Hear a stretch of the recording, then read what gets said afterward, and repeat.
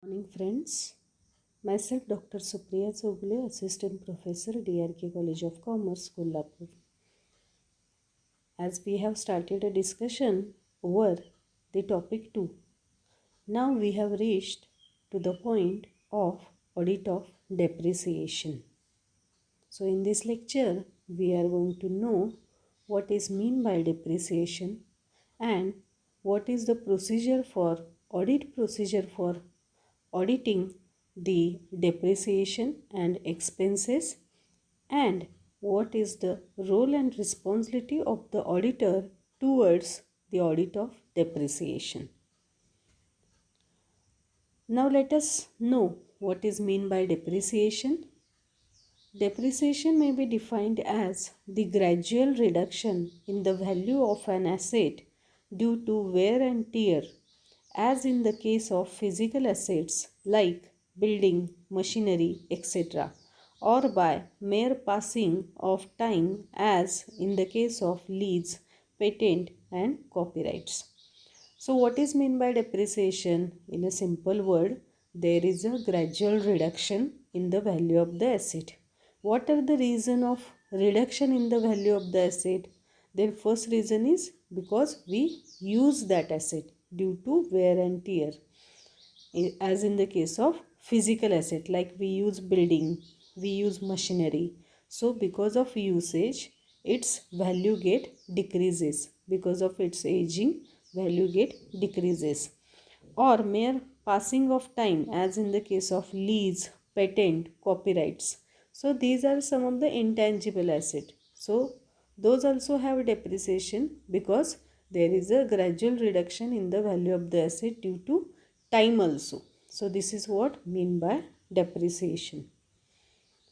Now what is the depreciation expenditure? Depreciation expenses are one of the major expenses that reporting in the income statement. So always you find that there is a depreciation expenses in the profit and loss account or income statement.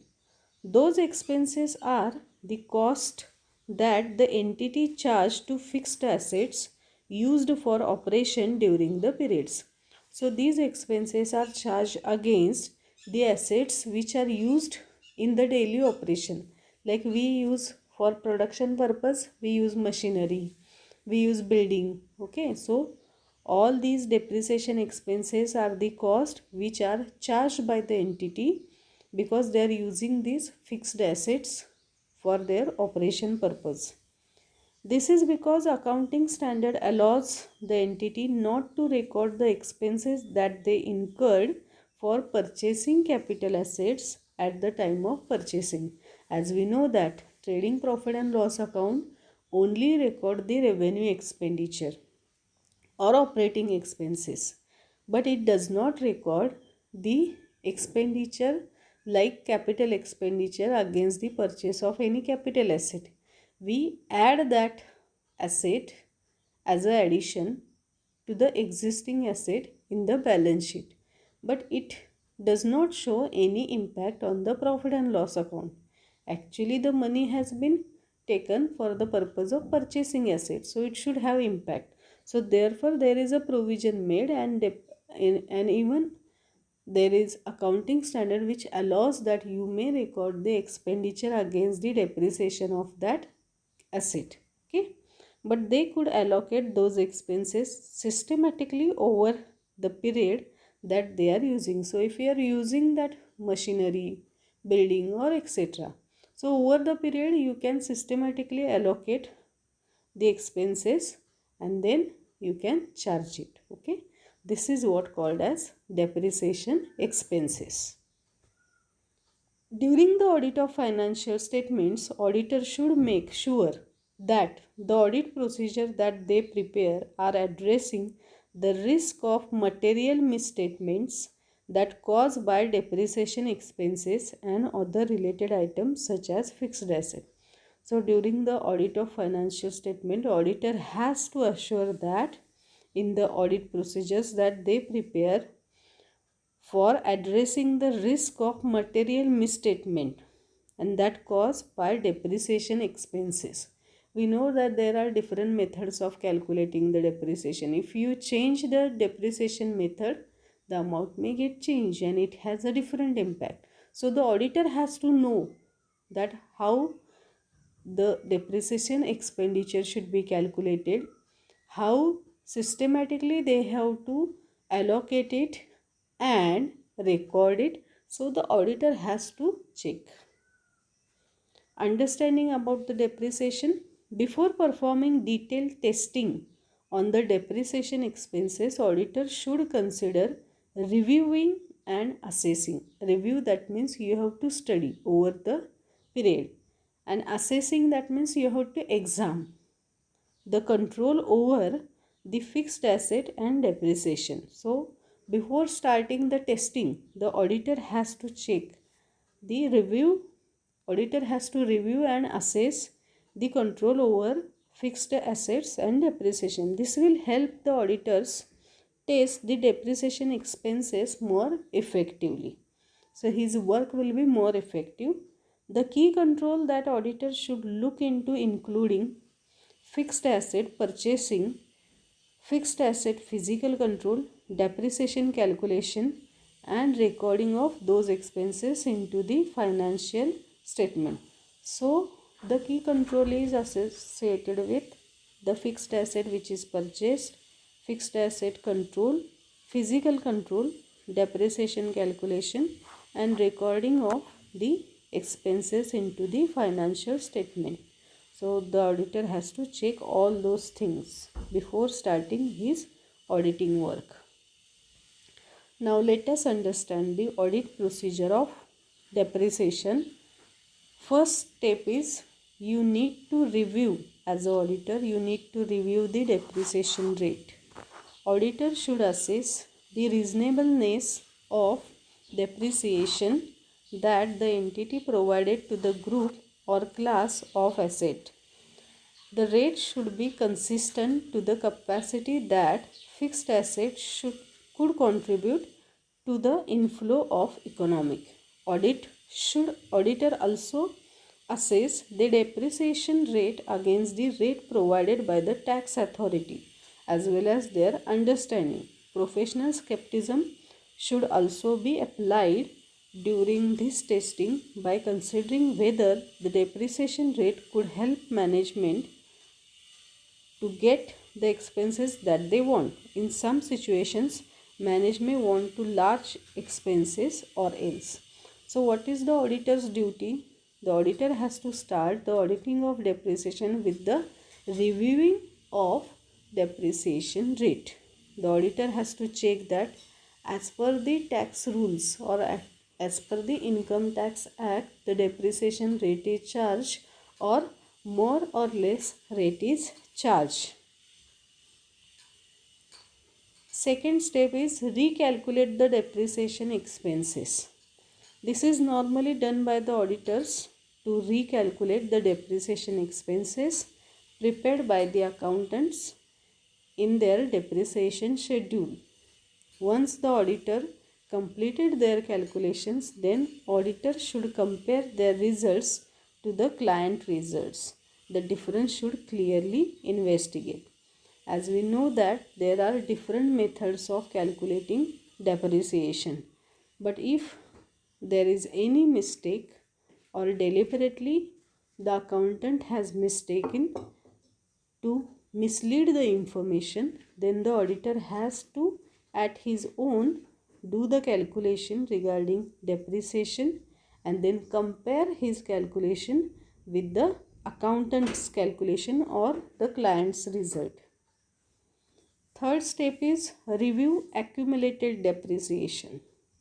The auditor should also review the accumulated depreciation that reports in the balance sheet. These amounts are matter to the net book value of fixed assets. If they are not included, the expenses incurred during the period correctly, then the book value of fixed asset will also incorrectly stated. As we know that there is an impact of depreciation on the valuation of the asset, especially fixed asset.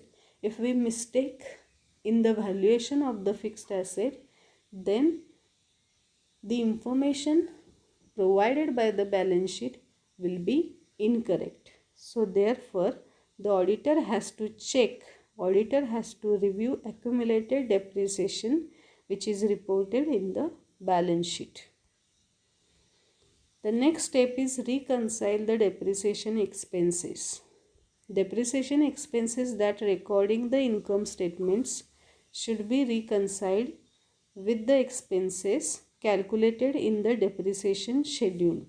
The auditor should reconcile this, and if they are not reconciled, the explanation should be obtained from the management. Reconcile, that means the auditor has to compare. The auditor has to check that the expenditure recorded in the income statement and the expenses which are included in the depreciation schedule are same. If both are not matching, the auditor has to seek explanation from the management. If the justification or explanation provided by the management or administrative body is incorrect, the auditor has to investigate.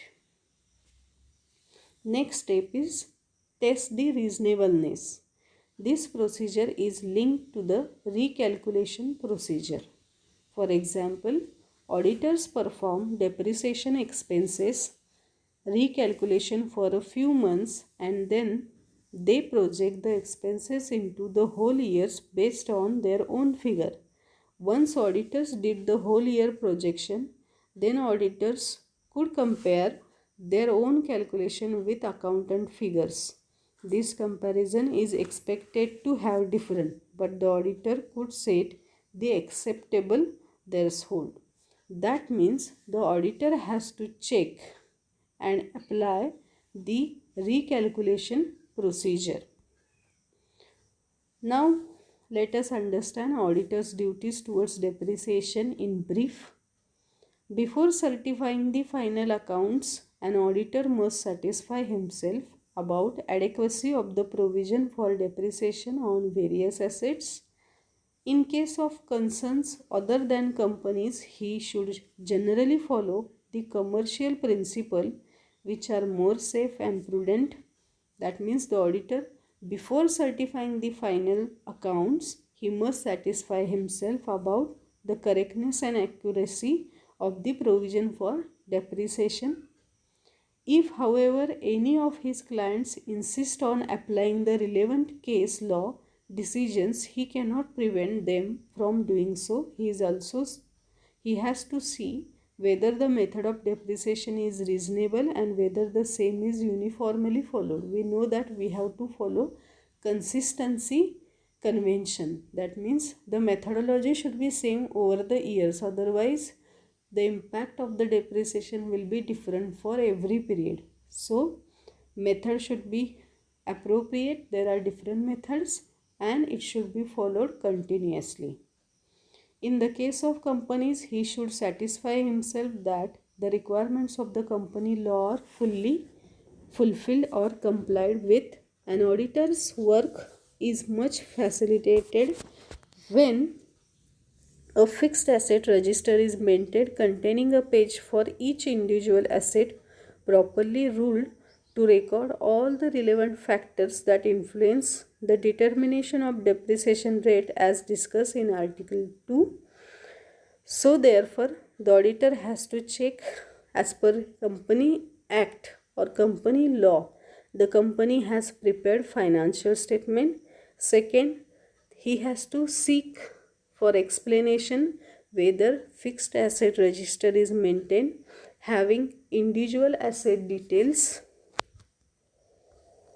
In any case, if an auditor is not fully satisfied about the amount of depreciation written off or provided for in respect of different asset, he should unhesitatingly qualify his report stating his opinion. So if the auditor is not fully satisfied, he has the right to mention all those matters in his report. About repairs and renewals of fixed asset, The repairs and renewals of fixed assets are meant for keeping the asset in good working order or condition and should not be confused with depreciation, which is intended to provide funds for replacement of such asset at the end of their effective working lives. Repairs and renewals should be treated as charges on revenue and they should not be capitalized unless they are essentially required to bring an asset into a workable stage. So the auditor has to check that repairs and renewal expenditure is not mixed with the depreciation expenses and it should be treated as revenue expenditure and recorded separately into the income statement unless and until it is used as the renewals expenditure or repairs expenditure is meant to be or used for bringing the asset into the working situation or workable stage, then and then only it should be capitalized, otherwise it should be treated as revenue expenditure. Thank you.